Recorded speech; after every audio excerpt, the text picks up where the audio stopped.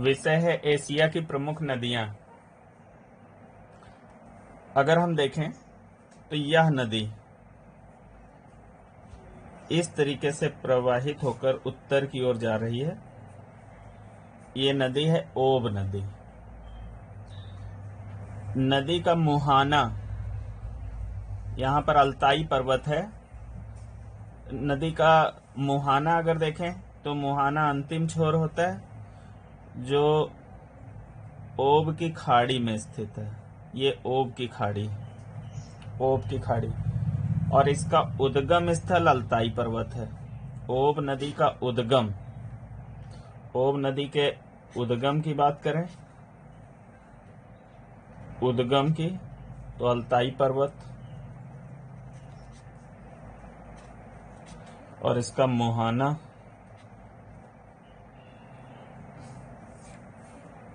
ओब की खाड़ी।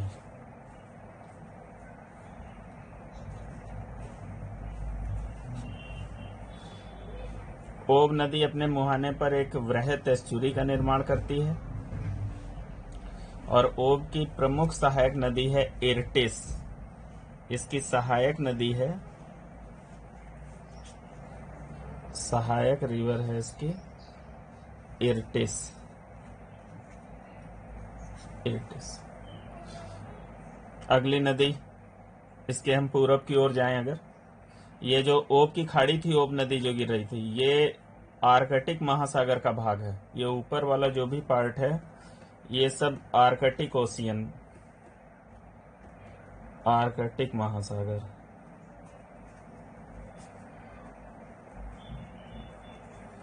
तो ये जो चार प्रमुख नदियां दिख रही हैं, ये ओब है, ये येनिसी है, ये लीना है और ये कोलिमा। ये चारों नदियां जो है ऊपर उत्तर में आर्कटिक महासागर में गिर रही हैं। और ये नदियां आप देख सकते हैं, इनके अधिकांश बहाव की दिशा दक्षिण से उत्तर की ओर है। इनके क्रम से भी क्वेश्चन आ सकता है, पश्चिम से पूर्व। इनके मुहानों का क्रम अगर देखा जाए तो पहले ओब, फिर येनिसी, फिर लीना, फिर कोलिमा, ये क्रम है। इस तरीके के भी वैकल्पिक प्रश्न पूछे जाते रहे। अब अगली नदी येनिसी देख लेते हैं हम लोग। येनिसी का अगर मुहाना देखें तो आर्कटिक महासागर में, और इस नदी का जो बहाव है ये मंगोलिया के पर्वतों से निकल रही है। यहाँ मंगोलिया है, मंगोलिया के पर्वतों से इसका उद्गम कह सकते हैं उत्तर की ओर, और यह साइबेरिया क्षेत्र में बहती है। और इसकी प्रमुख सहायक नदियां अगर देख लें, तुंगस्का, अंगारा आदि। फिर अगली नदी लीना नदी, यहाँ पर बैकाल झील है, विश्व की सबसे गहरी झील, वहां से उसका उद्गम है और उत्तर की ओर प्रवाहित होते हुए इसका मुहाना आर्कटिक महासागर में। यह अपने मुहाने पर दलदल जैसी संरचना बनाती है। अगली नदी कोलिमा, पूर्वी रूस में बहने वाली यह नदी पूर्वी साइबेरियाई सागर में गिरती है। ये साइबेरियाई सागर, इसके मुहाने पर साइबेरियाई सागर है, और महासागर बोले तो आर्कटिक महासागर। तो आपने देखा ये दक्षिण से उत्तर की ओर प्रवाहित होने वाली चार प्रमुख नदियां जो आर्कटिक महासागर में गिरती, ओब, येनिसी, लीना, कोलिमा, ये क्रम है इनका। फिर अगली नदी हम लोग देख लेते हैं, ये आमुर नदी है। इसका बहाव आप देख सकते हैं पश्चिम से पूरब की ओर है, पश्चिम से पूरब की ओर है। यह नदी मंगोलिया के पठार से निकलती है, मंगोलिया के पठार से इसका उद्गम है, और इसका मुहाना ये टार्टरी की खाड़ी है, टार्टरी की खाड़ी। आमुर नदी का मुहाना जो है टार्टरी की खाड़ी में है, और यह नदी चीन और रूस की प्राकृतिक सीमा का भी निर्धारण करती है। चीन और रूस की प्राकृतिक सीमा का भी निर्धारण करती है। यहाँ पर ये कुछ नदियां हैं जिनका हम उत्तर से दक्षिण क्रम एक बार देख लें, वैकल्पिक प्रश्न पूछे जा सकते हैं। जैसे ये आमुर नदी, ये इधर पश्चिम से पूर्व बहती हुई होंगहो नदी, फिर ये पश्चिम से पूर्व बहती हुई यांगटीसी-कियांग नदी, ये सी-कियांग नदी और ये मेकांग नदी। ये इनका उत्तर से दक्षिण क्रम है पूर्वी किनारों पर। अब आमुर नदी के बारे में हम लोगों ने देख ही लिया है कि इसका उद्गम जो है मंगोलिया के पठार से, और इसका मुहाना कहाँ है, तो टार्टरी की खाड़ी में स्थित है। और ये किन दो देशों की प्राकृतिक सीमा बना रही है, तो रूस और चीन की प्राकृतिक सीमा बना रही। होंगहो नदी, होंगहो नदी की बात करें अगर, तो यह जो है बयान हर पर्वत से इसका उद्गम होता है। चीन में बयान हर पर्वत है, वहां से इसका उद्गम, और इसका मुहाना पोहाई की खाड़ी जो कि पीला सागर का भाग है। और ये महासागर कौन सा है, तो ये प्रशांत महासागर है। तो इन नदियों के अगर मुहानों के संदर्भ में महासागर पूछा जाए तो ये प्रशांत महासागर है, पैसिफिक ओशियन। जैसे उत्तर में अभी आर्कटिक ओशियन हम लोगों ने देखा था, वैसे अगर पूरब की बात करें तो पूरब पैसिफिक ओशियन है। तो यहाँ पर होंगहो नदी की बात करें अगर, तो यह पश्चिम से पूर्व प्रवाहित हो रही है, पोहाई की खाड़ी या पीले सागर में गिर रही है, इसको पीली नदी भी कहते हैं। और यह चीन की दूसरी सबसे लंबी नदी है, चीन की दूसरी सबसे लंबी नदी। और चीन की सबसे लंबी नदी यांगटीसी-कियांग है, और यह विश्व की तीसरी सबसे लंबी नदी है यांगटीसी-कियांग। यांगटीसी-कियांग भी पश्चिम से पूरब की ओर प्रवाहित हो रही है। यांगटीसी-कियांग चीन की सबसे लंबी नदी है और मुख्य नदी भी है। इसका उद्गम तिब्बत के पठार से, और इसका मुहाना अगर देखें तो हम कह सकते हैं कि प्रशांत महासागर में, इसका मुहाना प्रशांत महासागर। और ये भी कह सकते हैं पूर्वी चीन सागर क्षेत्र में भी है।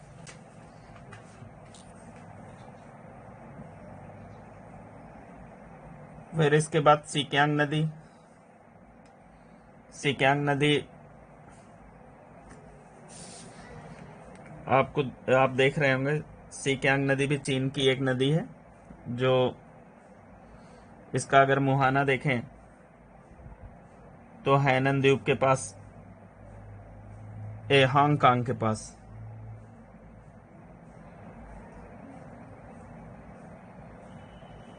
यहाँ पर हांगकांग है, वहां पे कह सकते हैं ये ऐसे।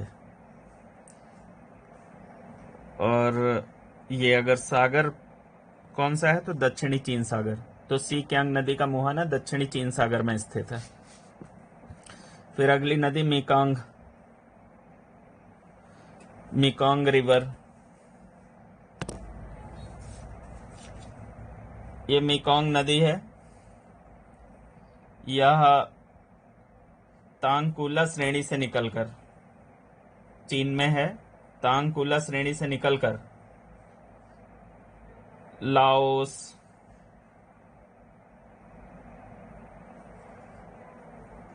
तथा म्यांमार की सीमा का भी निर्धारण करती है। फिर लाओस और थाईलैंड सीमा का भी निर्धारण करती है। कंबोडिया तथा दक्षिणी वियतनाम से बहती हुई दक्षिणी चीन सागर में गिरती है। यह दक्षिणी चीन सागर है। इसका मुहाना कहाँ है, तो दक्षिणी चीन सागर में। अगर यह देखें तो दक्षिण पूर्व एशिया की सबसे लंबी नदी है। इस क्षेत्र को हिंद चीन भी कहा जाता है, इंडो चाइना, वहां की सबसे लंबी नदी है। इसके डेल्टा में धान की अच्छी कृषि होती है इस नदी के तट पर कंबोडिया की राजधानी नोम पेन स्थित है।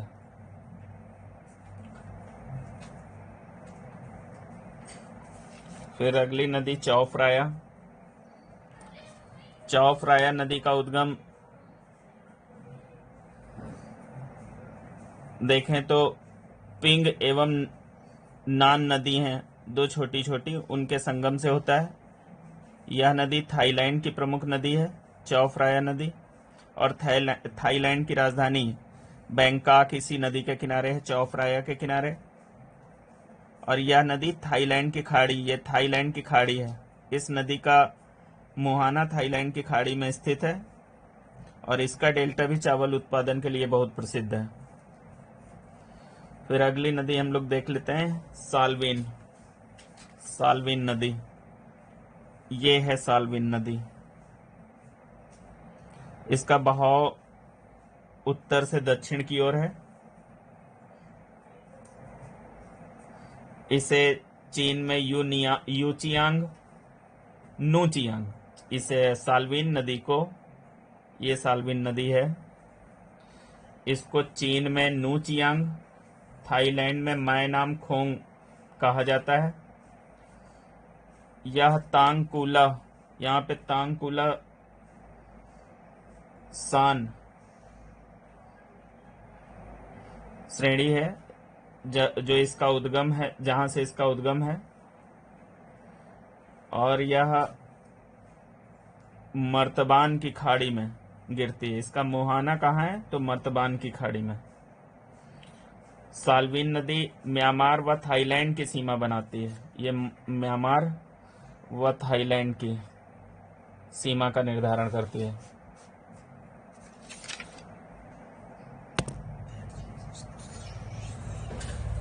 यह इरावदी नदी है, म्यांमार में प्रवाहित होने वाली प्रमुख नदी।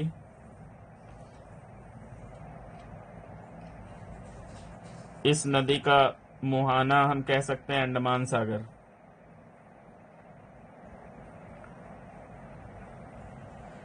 म्यांमार की पूर्व राजधानी यंगून इरावदी नदी के किनारे स्थित है।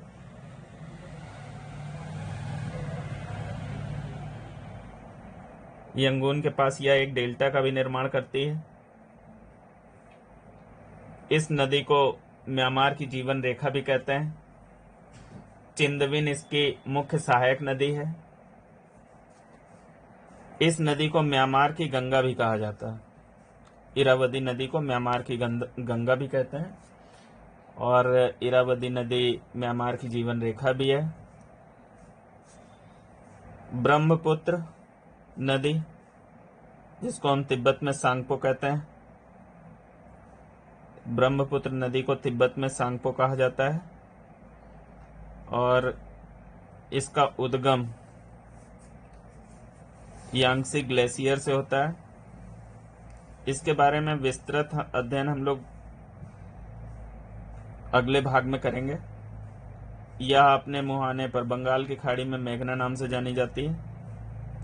नामचा बरुआ पर्वत के पास आप देख रहे हैं, यह एकदम से दक्षिण की ओर मुड़ रही है, यहाँ पर दक्षिण की ओर मुड़ जाती है। फिर यह सिंधु नदी, जिसे इंडस भी कहते हैं, इसका उद्गम भी मानसरोवर झील के पास बोरखचू हिमनद है, जो चीन क्षेत्र में है और यह चीन, भारत, पाकिस्तान में प्रवाहित होते हुए यह अरब सागर में गिरती है। इसका मुहाना अरब सागर में स्थित है। इसके मुहाने पर कराची शहर है।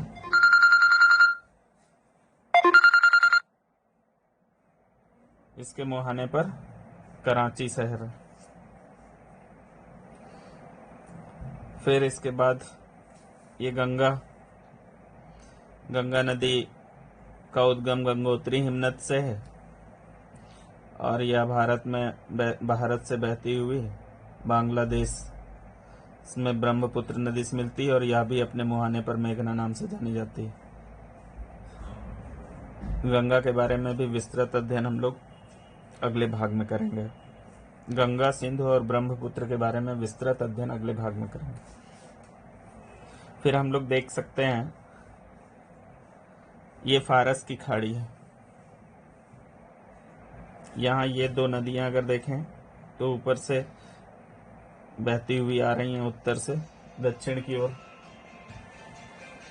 इसमें से ये जो पूर्व की ओर है ये दजला है और पश्चिम की ओर जो है वो फरात है। यह दोनों नदियां यहाँ ईरान में बसरा एक जगह है, वहां पर मिलती हैं। इसे संशोधित कर लीजिए कि ये जो दजला और फरात हैं बसरा में मिलती हैं। बसरा इराक में है, ईरान में नहीं, इराक में। और यह फारस की खाड़ी में गिरने वाली, इसका जो संयुक्त प्रवाह है वो फारस की खाड़ी में गिरता है। तो इसका मुहाना जो है फारस की खाड़ी में स्थित है। की खाड़ी को ईरान की खाड़ी या पर्सिया की खाड़ी कहते हैं।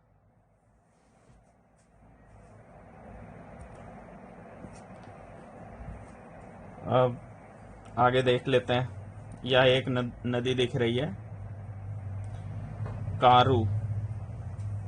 कारू नदी। इसका उद्गम जाग्रोस पर्वत, यह ईरान की प्रमुख नदी है। कारू नदी देख रहे हैं आप, इसका उद्गम जाग्रोस पर्वत है और इसका मुहाना फारस की खाड़ी। यह ईरान की प्रमुख नदी है। ईरान का अबादान शहर इसी के तट पर स्थित है। अबादान ईरान का जो है इसी के तट पर स्थित है। फिर हम लोग अब देखते हैं, ये अरल सागर है। अरल सागर, अरल सागर सिर दरिया एक नदी है। ये देखिए, ये त्यानसान पर्वत से निकलकर अरल सागर में गिर रही। तो इसका मुहाना अगर देखें तो अरल सागर में है और इसका उद्गम सिर दरिया का उद्गम अगर देखें तो त्यानसान पर्वत है।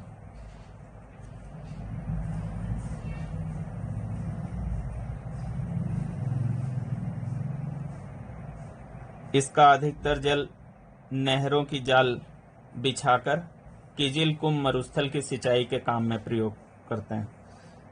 यहाँ पर किजिल कुम मरुस्थल है जिसमें नहरों का जाल बिछाया गया है और उन नहरों को जल जो है सिर दरिया से प्राप्त होता है। फिर अगली नदी अमू दरिया, ये अमू दरिया नदी, यह पामीर के पठार से निकलती है। इसका उद्गम पामीर का पठार है और मुहाना इसका भी अरल सागर है। यह नदी अफगानिस्तान और तजाकिस्तान की सीमा भी बनाती है। इस नदी से बहुत सारी नहरों को जल मिलता है जिससे तुर्कमेनिस्तान के मरुस्थलीय भाग में सिंचाई की जाती है। यह नदी जो आपको दिखाई दे रही है यह उत्तर से दक्षिण इस तरीके से प्रवाहित है और यह कैस्पियन सागर है। यह यूराल नदी है। यूराल नदी का उद्गम यूराल पर्वत, यहाँ पे यूराल पर्वत है। यूराल पर्वत इसका उद्गम हो गया और इसका मुहाना कैस्पियन सागर। यह एशिया एवं यूरोप की सीमा बनाती है। यूराल नदी एशिया और यूरोप की सीमा बनाती है।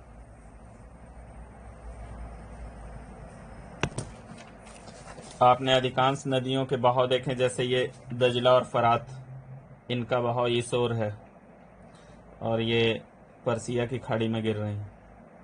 ये फरात का बहाव हो गया। दजला को टिग्रिस भी कहते हैं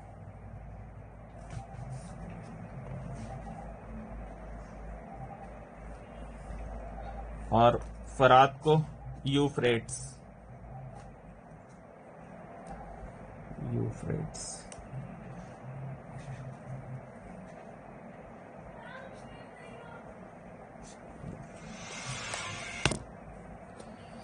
परीक्षा दृष्टिकोण से कुछ शहर पूछे जाते हैं जो कि किन नदियों के किनारे हैं। तो जैसे बगदाद, टिग्रिस, ये देखिए टिग्रिस दजला के किनारे है। बगदाद जो है, बगदाद इस नदी के किनारे है, दजला के किनारे। जैसे टोक्यो, ये जापान में है, अराकावा नदी के किनारे है। टोक्यो जो है यहाँ पर अराकावा नदी है। टोक्यो अराकावा नदी के किनारे, अराकावा। संघाई यांग टीसी कियांग के किनारे, यांग टीसी कियांग के किनारे है संघाई। रंगून अभी आपने देख ही लिया है, इरावदी के किनारे रंगून। और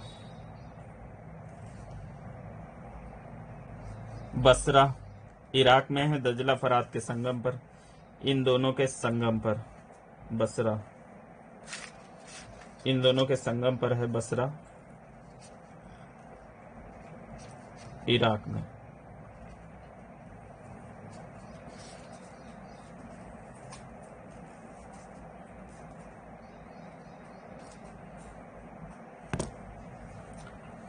श्रीलंका की सबसे लंबी नदी महावेली गंगा। महावेली गंगा की लोकेशन अगर देखें तो ये है श्रीलंका में, ऐसे इधर प्रवाहित होकर इस तरफ इसका मुहाना है बंगाल की खाड़ी में, हिंद महासागर में। तो महावेली गंगा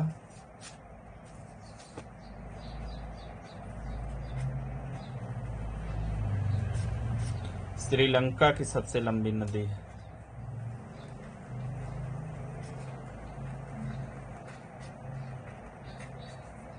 और इसका मुहाना बंगाल की खाड़ी, हिंद महासागर।